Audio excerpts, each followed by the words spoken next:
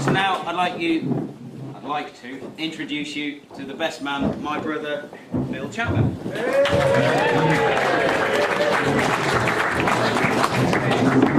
Good speeches, it's not fair.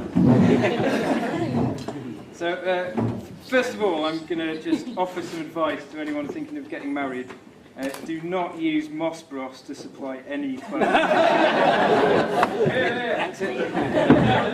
Tim and I, and you as well, are quite lucky that we both have anything to wear here today.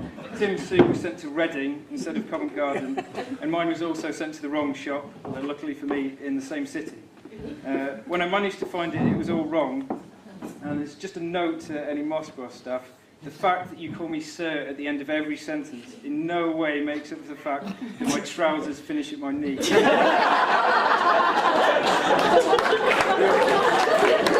line of wedding shorts has got no...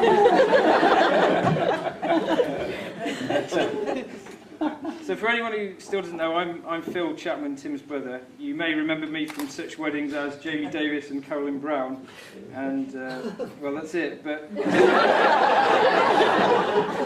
as you may not be aware, I got the gig here today largely on the back of the triumphant reviews of that previous appearance. The only difference now I'm a solo act, having taken the advice of my agent and got my sidekick married off. In many ways, then, this is like my difficult second album. With many of the same tensions and potential pitfalls. You know, my material has developed, I've got more experimental, but the fans, I fear, just want to hear the old favourites. I'm saying this now just to preempt those among you who are probably already thinking of shouting out something like, "Tell the one about Jamie and the hermaphrodite monkeys again." But, please, I've moved on. So with that out of the way, I'd like to just comment briefly on the efficiency with which everything's come together today. It's clearly taken a lot of thought, effort and organisation by, well, Viv, largely, I guess, Dave. There is, of course, an obvious clash with a certain sporting event we have here today. And I received numerous complaints from guests. I was going to read a few out, but there wasn't much left after all the censorship. Let's just say that Lee has got some inventive, unorthodox, non-FIFA regulation uses for the Vuvuzela.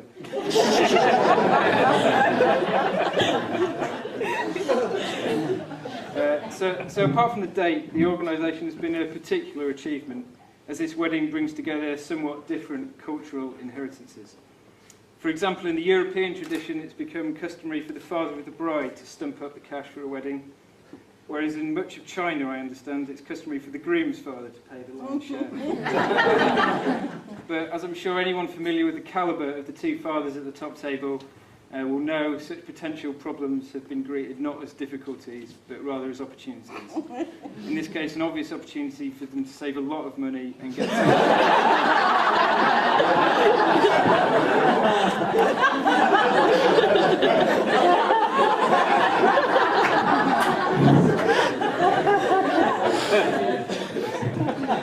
Well, I suppose that's enough skirting around the main topic. But well, I had some difficulty in deciding where to go with talking about Tim, after it was gently suggested to me that talking about certain things would perhaps not be entirely fitting. So I had the challenge, perhaps you should try it yourselves as a little thought experiment, of summing up my brother's life without the sex, drugs and rock and roll. So here goes.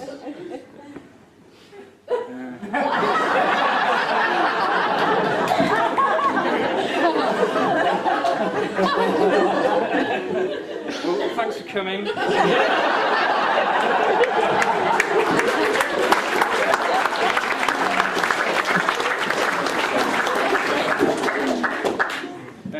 It has been hard putting into words something true and meaningful about one of the very few people I've known all my life and indeed lived with for most of that time, without being overwhelmed by thoughts, memories and emotions. I guess it's only natural that any account I give of Tim will be a personal one. Tim's been a constant companion for me, and for most of that time, a good friend. From the salad days of childhood, messing around outside and playing sport, sports I usually discovered to actually be a bit rubbish when Tim eventually grew up and became better at them than me. One of Dad's constant refrains to us when we were younger was no physical contact. We had a ritual for quite some time of coming home from school, having tea in front of neighbours, and then wrestling in the lounge. As Tim grew up and became stronger than me, I began to see the moral virtue in it. There were, of course, inevitable tensions and rivalries. When we first moved to Dolphin Home when Tim was 9, he met the other kids in the village before I did, and when asked if he had any brothers or sisters, told them he had a sister called Philippina. This is quite normal. I think the only reason we remember it is because we've been reminded over the years. We are quite different in many ways, and this, I think, has ultimately been one of the reasons why he became my best friend. A bit like Liverpool's habit under Roy Evans of passing themselves to death and getting nowhere. I have a habit of thinking myself to absolutely nowhere. Tim, when he's at his best, is thoughtful, yes, but also, like John Barnes scoring against Brazil in Rio, also direct and much more aware of what's actually going on around him. So he's helped me a lot, and for which I'm very grateful. I know he's helped a lot of other people besides. He's a loyal and caring friend. He probably gets that from his folks. And to exchange a few quick insults with Tim over one of our latest cock-ups and then not be able to stop laughing redeems life for me in and of itself. Which brings us to Viv, who I have to say looks absolutely stunning. I'm always surprised when I'm reminded that I first met Viv when she and Tim came down to visit me and Amy in Cornwall, because the time we all had together was like we'd known each other for years. She's confident but so disarming and genuinely warm that you can't help but feel immediately at ease with her.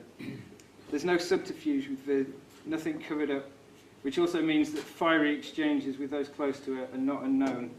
But as with another talented member of the Chapman family, her mum, when this blows over, no malice or grudge remains. Viv is, in short, very short.